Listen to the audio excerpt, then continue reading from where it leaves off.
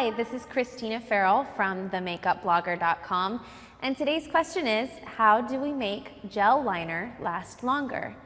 Well, the truth is that most gel liners are made for very long longevity and wear. So you could put them on and let them dry, and they will stand for a very long time. But if you want that extra insurance for longevity, I'll show you a quick trick.